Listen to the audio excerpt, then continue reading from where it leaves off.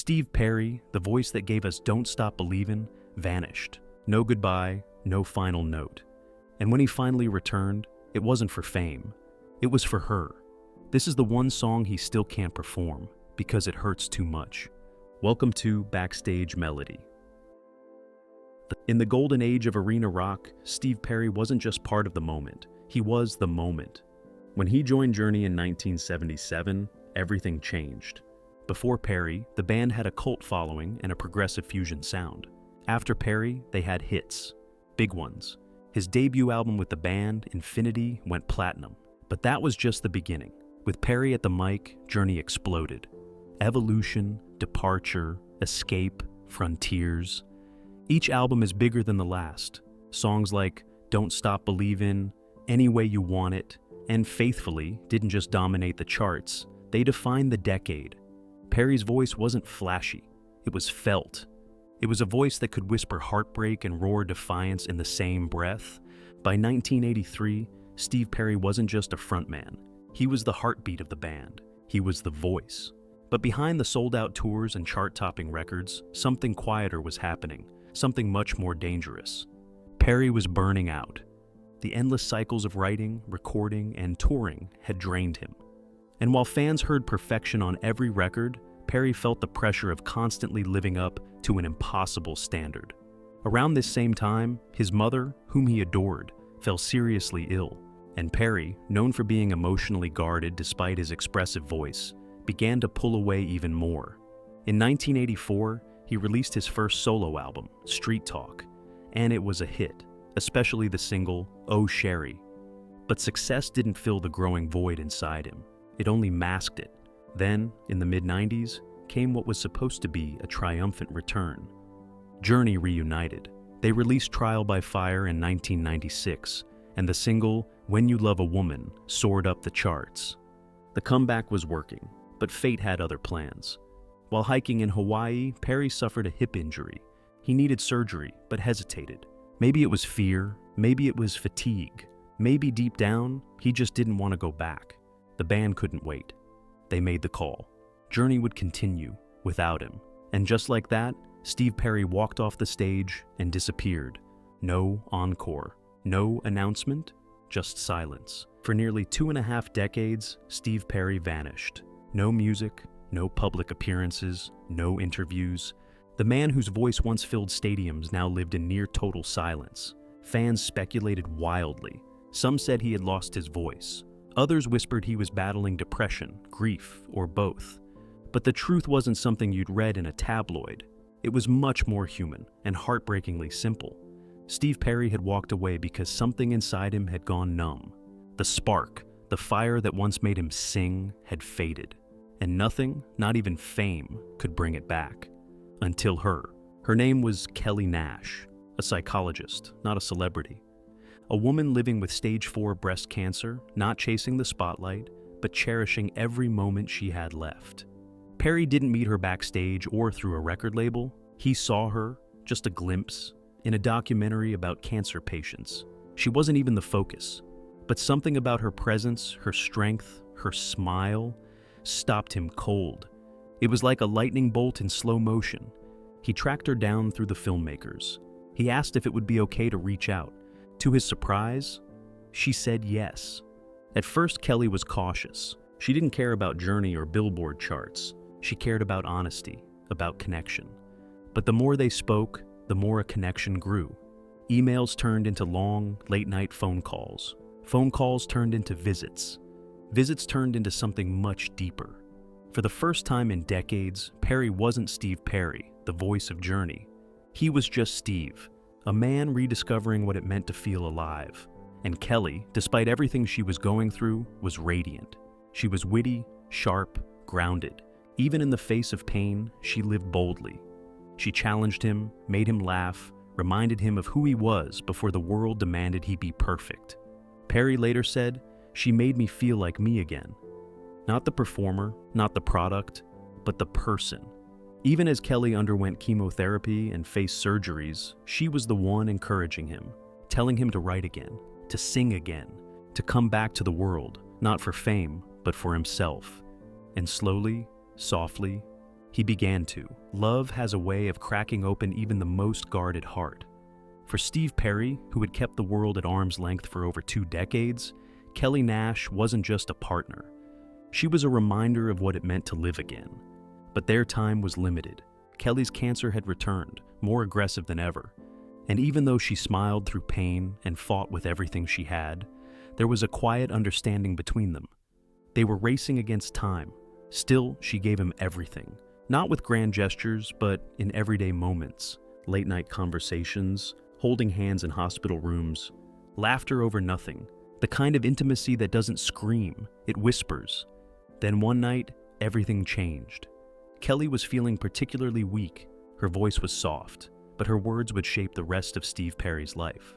"Honey," she said gently, "I need to ask you something." He leaned in. She looked at him and said, "If something ever happens to me, promise me you won't go back into isolation." That one line hit him harder than any audience roar or standing ovation ever had. She wasn't thinking about herself. She was thinking about him, his life, his heart, his healing. At that moment, Steve Perry couldn't even process the weight of what she was asking, but he knew he couldn't say no. So he promised, not with a performance, not with a speech, just with a quiet, broken, "I will." And she believed him.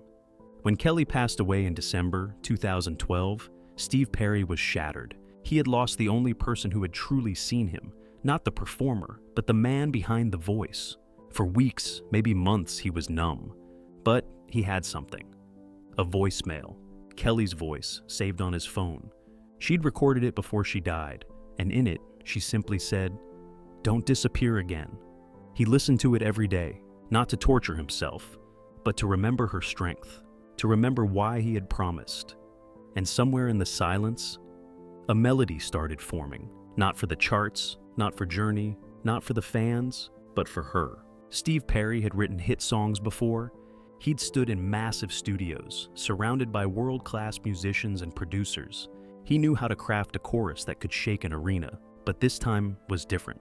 There was no label deadline, no expectations, no crowd to please. There was just her voice, echoing in his mind, that promise, that voicemail, and the unbearable silence she left behind. He sat at the piano, unsure of where to begin. But slowly, painfully, the words came. Not in bursts of inspiration, but in fragments, half-thoughts. Tears turned into lyrics. The song became a lifeline. Each note an attempt to reach across the void. Each lyric a whisper to the woman who had brought him back to life, just in time to say goodbye. He called it, "I Need You." It wasn't polished. It wasn't produced to sound like a comeback hit. It was raw, delicate, barely held together by his voice and his grief. When he finally stepped into the studio, it wasn't like the old days. No big mixing boards, no armies of engineers. It was quiet, intentional, and every time he tried to sing, his voice broke. Not because it wasn't strong enough, but because the emotions behind it were. Producers said he would stop mid-take and just sit there, sometimes staring at nothing, sometimes wiping his eyes, sometimes whispering, "I can't." This wasn't a performance. This was mourning. He wasn't recording to release a hit. He was recording to keep a promise, to make something real, even if it hurts like hell. And when the song was finally complete, tucked quietly inside his 2018 solo album Traces, it wasn't promoted.